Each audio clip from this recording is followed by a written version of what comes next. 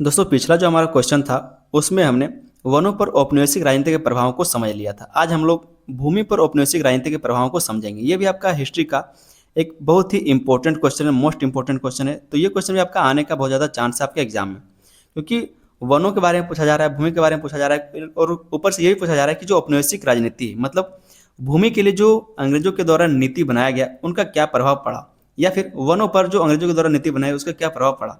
तो दोनों में से हो सकता है कि एक क्वेश्चन आपको पूछ दिया जाए, चाहे 5 नंबर में पूछा या फिर 15 नंबर में। अभी तक ये क्वेश्चन नहीं पूछा गया है, तो हो सकता है इस बार ये क्वेश्चन पूछा जा सकता है। ठीक है, तो ध्यान से समझिए कि इस बार भूमि पर जो नीति अंग्रेजों के द्वारा बनाया गया था उसका क्या क्या प्रभाव पड़ा है। भूमि के लिए बहुत सारी नीति बनाई गई थी, जैसे कि आपका अस्थायी बंदोबस्त किया गया था। ठीक है, अस्थायी बंदोबस्त कब लाया गया था? 1793 में लाया गया था। ये चीज़ तो आपको पता होगा, हम बहुत बारी सारी चीज़ों को करवा चुके हैं। लॉर्ड कॉर्नवालिस के द्वारा अस्थायी बंदोबस्त कब किया गया था? 1793 में किया गया था। उसी तरह से और भी बहुत सारे, अगर हम लोग बात करें भूमि के लिए नीति लाया, जैसे कि रैयतवाड़ी लाया गया था। ठीक है, या फिर जो महालवाड़ी, इस तरह की बहुत सारी व्यवस्थाएं लाई गई। महालवाड़ी कौन लाया था? मैकेंजी लाया था, हॉल्ट मैकेंजी 1822 ईस्वी में। हम आपको दूसरा नाम जो बताए थे रैयतवाड़ी व्यवस्था, ये कौन लाया था? थॉमस मुनरो ने लाया था। इस तरह से बहुत सारे जो व्यवस्थाएं हैं, ठीक है, भूमि के लिए नीतियां हैं, उन्होंने उनके लिए अंग्रेजों ने बहुत सारी नीतियां बनाई, जिसका प्रभाव हमारे समाज पर पड़ा, जनजातियों पर पड़ा और ग्रामीण समाज पर पड़ा।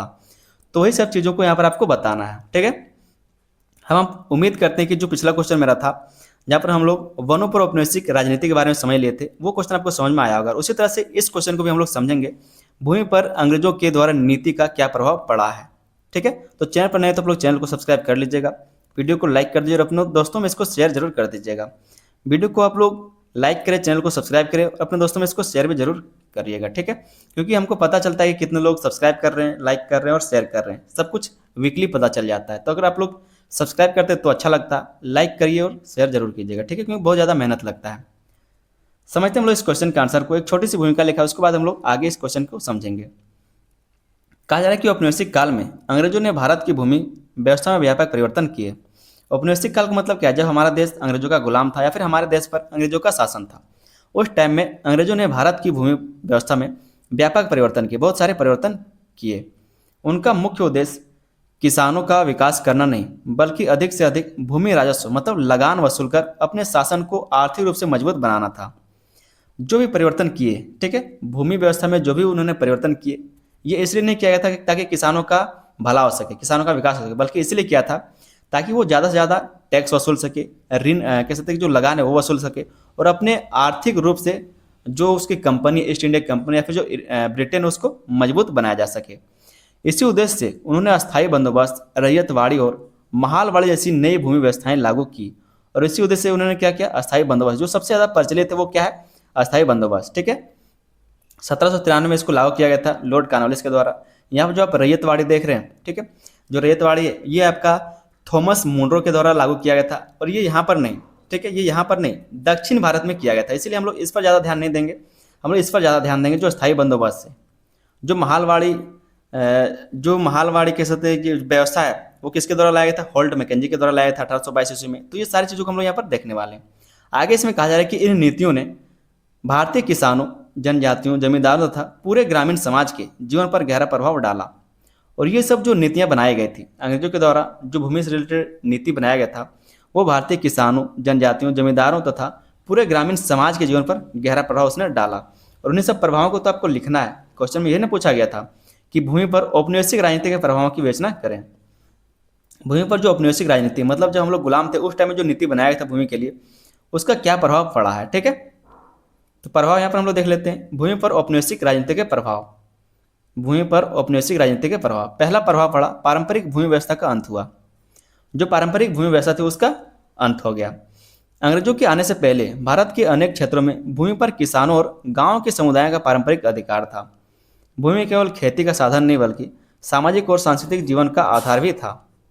क्या कहा जा रहा है कि जो भूमि है वो सिर्फ खेती का साधन नहीं था, बल्कि सामाजिक और सांस्कृतिक जीवन का आधार भी था।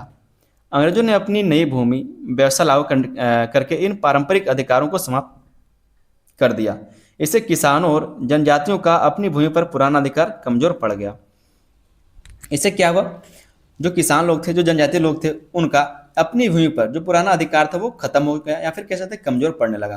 क्योंकि ये जो जमीन है, आज भी आप देखते हो कि जो आपका जमीन है, आज तो हम लोग स्वतंत्र हो गए, तो अभी भी देखते हैं कि जब हम लोग खेत मतलब रोपाई शुरू करते हैं तब भी पूजा होता है, जब हम लोग खेत का मतलब फसल काट लेते हैं तब भी पूजा होता है। तो इस तरह से सिर्फ हमारा जो खेत है या फिर जो हमारा ज़मीन है वो सिर्फ फसल लगाने के लिए फिर खेती करने का साधन नहीं है, बल्कि वो हमारा सामाजिक और सांस्कृतिक जीवन का आधार भी है, वो हमारा संस्कृति से भी जुड़ा हुआ है।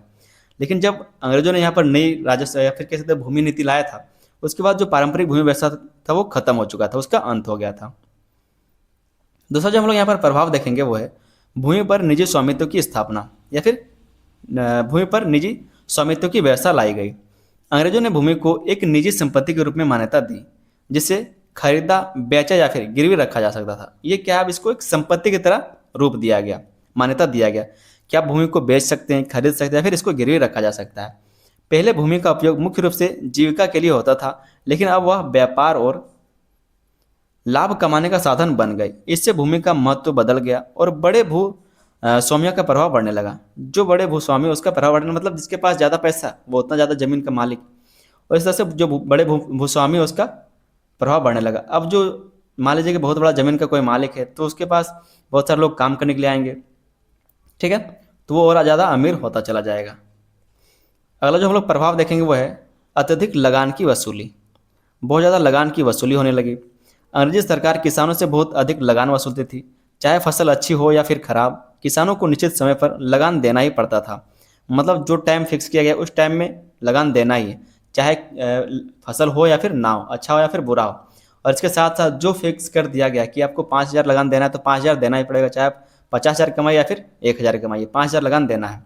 यदि वे लगान नहीं दे पाते थे तो उनकी भूमि नीलाम कर दी जाती थी। इससे किसानों की आर्थिक स्थिति लगातार खराब होती गई और वे कर्ज के बोझ तले दब गए। तो ये सब क्या है, सब प्रभाव है, ठीक है, सब क्या है, प्रभाव है। तो इन सब चीज़ों को आपको थोड़ा सा समझना पड़ेगा। चौथा जो हम लोग प्रभाव देखते हैं औपनिवेशिक राजनीति का वो है जमींदारों और महाजनों का प्रभाव बढ़ना। इसी के टाइम में क्या है, तो जो जमींदार लोग थे, जो महाजन लोग थे, उनका प्रभाव बढ़ने लगा। और जमींदार महाजन का प्रभाव कैसे बढ़ता है आपको पता है। पहले ये लोग ग्रामीणों को, जनजातियों को ऋण देते हैं, मतलब कर्जा देते हैं, फिर उससे ज़्यादा ब्याज लेते हैं, ठीक है। और जो ब्याज नहीं चुका पाता उनके ज़मीन, पशु, घर, ठीक है, फसल सब कुछ हड़प लेते हैं। तो इस वजह से इनका प्रभाव बढ़ा था। नई भूमि व्यवस्था के कारण जमींदारों और महाजनों को अधिक अधिकार और शक्ति मिल गई। अंग्रेजों ने क्या किया, अलग अलग क्षेत्रों में महाजनों को रख दिया, जमींदारों को रख दिया, ठीक है, ताकि वो क्या करे, उस गांव से टैक्स वसूले और सरकार को दे, मतलब ईस्ट इंडिया कंपनी को दे, ठीक है। इसके कारण उनको ज़्यादा अधिकार और शक्ति मिल गया।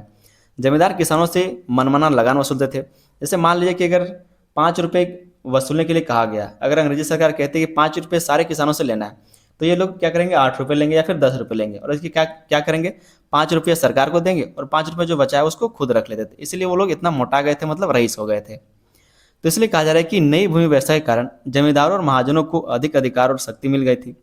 जमींदार किसानों से मनमाना लगान वसूलते थे, जबकि महाजन ऊंचे ब्याज पर ऋण देकर उनकी जमीन पर कब्जा कर लेते थे। इससे किसानों और जनजातियों का आर्थिक शोषण बहुत बढ़ गया था। तो ये क्या है, प्रभाव है सारे, ठीक है, जो औपनिवेशिक नीति है भूमि पर उसके प्रभाव है। अगला जो प्रभाव हम लोग देखते हैं वो है किसानों का भूमिहीन होना। अगर लगातार यही कैसे प्रक्रिया चलता रहे कि आपको पहले कर्जा दिया जाएगा, फिर आपसे बहुत ज़्यादा ब्याज मांगा जाएगा, अगर आप ब्याज नहीं चुका पाए, कर्जा नहीं चुका पाए, तो आपको ज़मीन का हड़प लिया जाएगा, पशुओं को हड़प लिया जाएगा। अगर ये प्रक्रिया लगातार चलता रहा तो किसान क्या करेंगे, किसान तो भूमिहीन हो जाएंगे, संपत्तिहीन हो जाएंगे, आर्थिक रूप से कमज़ोर हो जाएंगे, वो बेरोजगार हो जाएंगे, ठीक है। तो जब किसान लगान या फिर ऋण नहीं चुका पाते थे तो उनकी भूमि छीन ली जाती थी। परिणाम स्वरूप अनेक किसान अपनी ही जमीन से बेदखल हो गए और उन्हें खेतीहर मजदूर बनकर जीवन बिताना पड़ा। मतलब दूसरे के खेत में जाकर के, या फिर जो जमींदार लोग थे उनके जमींदार लोगों ने तो इनके जमीन को हड़प लिया, अब अपने ही खेत में क्या है, तो मजदूरी करना है।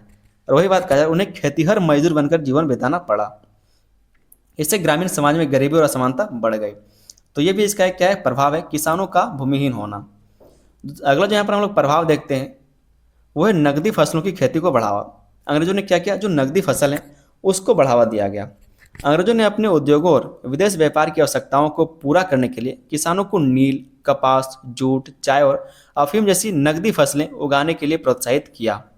इससे गेहूं, चावल और अन्य खाद्यान्न फसलों की खेती कम होने लगी। अगर खेती इन सब चीज़ों का कम होगा तो भूखमरी छा जाएगा। परिणाम स्वरूप कई क्षेत्रों में खाद्यान्न की कमी और अकाल जैसी गंभीर समस्याएं उत्पन्न हुई। जो जो अंग्रेज लोग थे वो क्या करते थे, अब मतलब जो किसानों का खेत है उसको कहते थे नकदी फसल उगाओ। नील उगाओ, कपास उगाओ, अफीम उगाओ, ठीक है, जूट उगाओ, ताकि अपने देश का वो पूर्ति कर सके, अपने देश में उसको बेचा जा सके, और उससे ज़्यादा पैसा मिलता था, नकदी फसल वो थे। और वहाँ पर उसके कारण क्या है, तो जो गेहूँ है, जो चावल है, मूंग दाल या फिर जो अन्य खाद्यान्न फसल है उसकी कमी हो गई, और इसके कारण क्या है, तो देश में अकाल पड़ गया। ठीक है, खाद्यान्न की कमी और देश में अकाल जैसी गंभीर समस्या उत्पन्न हो गई। तो ये क्या है, एक प्रभाव है औपनिवेशिक नीति का। साथों जो हम लोग यहाँ पर प्रभाव देखते हुए है ग्रामीण अर्थव्यवस्था का पालन, ग्रामीण अर्थव्यवस्था का पतन, माफ कीजिएगा, ग्रामीण अर्थव्यवस्था का पतन। अत्यधिक लगान, कर्ज, भूमि छीन जाना और नकदी फसलों पर निर्भरता के कारण गांवों की आर्थिक व्यवस्था कमजोर हो गई। मतलब अत्यधिक लगान लगा दिया गया, जिसके कारण वो कर्ज में दब गए, भूमि उनकी छीन ली गई, नकदी फसलों पर निर्भरता हो गया, जिसके कारण गांवों की जो आर्थिक व्यवस्था वो कमजोर हो गई। नकदी फसल का मतलब क्या, उनको क्या ही पैसा मिलेगा नकदी फसल में। ये लोग इससे कम, अंग्रेज जो थे वो किसानों से कम में खरीदते थे और वो अपने देश में उसको भेज देते थे, ठीक है, नकदी फसल को। इसके कारण जो निर्भरता है वो गांवों की आर्थिक व्यवस्था कमजोर हो गई, किसानों की आय घटती गई, बेरोजगारी बढ़ी और ग्रामीण उद्योग भी धीरे धीरे नष्ट होने लगे। इससे गांवों में गरीबी और आर्थिक संकट गहरा गया। तो ये भी परिणाम देखने को मिलता है, ग्रामीण अर्थव्यवस्था का पतन हुआ। मतलब जो लोग पहले गांव से काम कर लेते थे, गांव में रह करके काम कर लेते थे, उसका भी अब पतन हो गया, अब गांव में कोई काम नहीं बचा।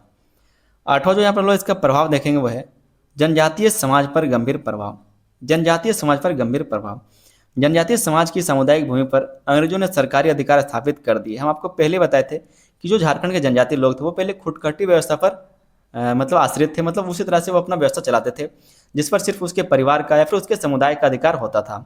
लेकिन जब अंग्रेज यहाँ पर आए, अंग्रेजों ने अपनी नई भूमि व्यवस्था लागू की, तो उसके बाद वो सारे जमीन भी छीन लिए गए। तो वही बात कहा जा रहा है कि जनजातीय समाज की सामुदायिक भूमि पर अंग्रेजों ने सरकारी अधिकार स्थापित कर दिए। बाहरी जमींदारों, महाजनों और ठेकेदारों ने उनकी जमीन पर कब्जा करना शुरू कर दिया। इससे जनजातियों की आजीविका और पारंपरिक जीवन प्रभावित हुआ। यही कारण था कि कोल विद्रोह, संथाल विद्रोह, बिरसा मुंडा आंदोलन जैसे बड़े जनजातीय आंदोलन हुए। तो ये सब क्या है, सब इसी के प्रभाव, जो इतने सारे आप विद्रोह देखते हैं, आंदोलन देखते हैं, सब इसी के प्रभाव हैं, चाहे वो वनों पर हो या फिर भूमि पर हो। जो औपनिवेशिक नीति बनाई गई थी अंग्रेजों के द्वारा, उन्हीं सब चीज़ों का यह प्रभाव था। अगला जो हम लोग यहाँ पर प्रभाव देखेंगे वो है किसान और जनजातीय विद्रोहों को बढ़ावा। किसान को और जो जनजातीय विद्रोह किए गए उनको बढ़ावा मिला था इन्हीं सब कारणों से, इन्हीं सब नीतियों के कारण। भूमि संबंधी अन्याय, अत्यधिक लगान, लगातार शोषण के कारण किसानों और जनजातियों में अंग्रेजों के प्रति गहरा संतोष फैल गया। परिणाम स्वरूप देश के विभिन्न भागों में अनेक किसान और जनजातीय विद्रोह हुए। इन आंदोलनों ने अंग्रेजों की शोषणकारी भूमि नीति का विरोध किया और स्वतंत्रता आंदोलन को भी नई शक्ति प्रदान की। तो किसान और जनजातीय विद्रोह को बढ़ावा मिला, ये भी क्या है, इसका प्रभाव है। अगला हम लोग देख लेते हैं जो 10वां प्रभाव इसका वो है भूमि अभिलेख और राजस्व व्यवस्था का विकास। अंग्रेजों ने क्या किया, भूमि अभिलेख और राजस्व व्यवस्था का विकास किया।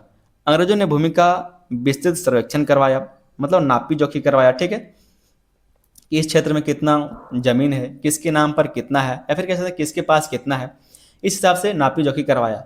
और उसी हिसाब से वो लोग टैक्स वसूलते, कर वसूलते थे, चाहे फसल हो ना हो, कम हो ज़्यादा हो, कोई फर्क नहीं पड़ता। कहा गया कि अगर हर साल अगस्त के 5 तारीख को आपको 50,000 लगान देना है तो 50,000 देना पड़ेगा। अगर आप 5,000 कमा रहे हैं तभी 50,000 दो कर्जा लेकर के, अगर आप 5 करोड़ कमा रहे हैं तभी 50,000 लगान दो, यही बात है, ठीक है। तो अंग्रेजों ने क्या किया, भूमि का विस्तृत संरक्षण करवाया, नक्शे तैयार किए और भूमि का लिखित रिकॉर्ड बनाया। भूमि का क्या है, तो लिखित रिकॉर्ड बनाया, किसके पास कितना है, कहाँ पर है। इससे सरकार को कर वसूलने में आसानी हुई और प्रशासन अधिक संगठित हुआ।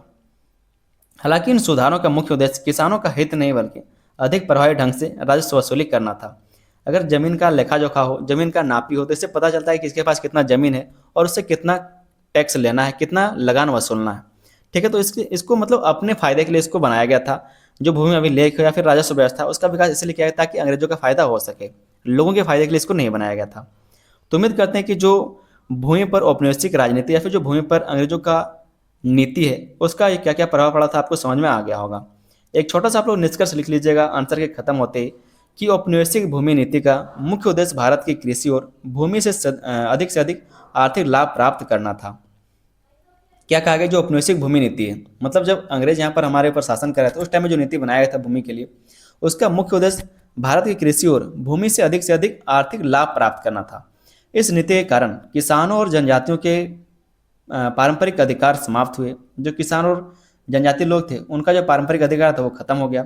जमींदारों और महाजनों का शोषण बढ़ गया, भूमिहीनता और गरीबी में वृद्धि हो गई, अनेक किसान और जनजातीय विद्रोह हो गए। ठीक है, इसलिए उपनिवेशिक भूमि नीति को भारतीय इतिहास में शोषणकारी, किसान विरोधी और जनजाति विरोधी नीति माना जाता है। यही नीतियां आगे चलकर भारतीय स्वतंत्रता आंदोलन के महत्वपूर्ण कारणों में भी शामिल हुई। और ऐसा नहीं कि सिर्फ यहीं पर, हम आपको ऊपर ही बताए थे। ठीक है, जब आप क्वेश्चन का आंसर शुरू किए थे उसी टाइम आपको बता रहे थे कि किस तरह से सिर्फ यहाँ पर छोटा नागपुर की हम बात नहीं कर रहे हैं, अलग अलग क्षेत्रों में, जैसे दक्षिण भारत में। दक्षिण भारत में कहाँ पर? दक्षिण भारत में बहुत सारे जगहों पर, जैसे कि मद्रास में हुआ था, बम्बई में हुआ था, और भी बहुत सारी जगहों पर रैयतवाड़ी व्यवस्था लागू किया गया था। किसके द्वारा किया गया था? थॉमस मुंडो के द्वारा किया गया था। उसी तरह से पूरे भारत में, और जब पूरे भारत में कोई काम होगा तो पूरे भारत के जब स्वतंत्रता के लिए आंदोलन किया गया तो सभी लोग खड़े हो गए, सभी लोग इससे प्रेरणा लिए। ठीक है, क्योंकि सभी में आक्रोश भरा था, सभी लोग असंतोष थे, तो कारण तो मिल ही गया था। उम्मीद करते हैं दोस्तों कि क्वेश्चन का आंसर आपको समझ में आया होगा। चैनल पर नहीं तो आप लोग चैनल को सब्सक्राइब जरूर कर लीजिएगा। वीडियो पसंद आया तो वीडियो को लाइक जरूर कर दो, अपने दोस्तों में इसको शेयर भी जरूर कर दीजिएगा। इंपॉर्टेंट क्वेश्चन है तो अपने दोस्तों में इसको शेयर जरूर कीजिएगा। आप लोग के लिए प्लेलिस्ट बना दें, इसका लिंक आपको डिस्क्रिप्शन में मिल जाएगा, तो जाके डिस्क्रिप्शन चेक कीजिए और वहाँ से सारे क्वेश्चन के आंसर को देख करके जरूर जाइएगा। बहुत ही कम क्वेश्चन है और कंप्लीट सिलेबस का सारा क्वेश्चन करा दिए हैं। ठीक है, तो जाके जरूर देखिए और अपने दोस्तों में इसको शेयर भी जरूर कर दीजिएगा। मिलेंगे हम लोग किसी अगले वीडियो में, तब तक के लिए धन्यवाद। जय हिंद।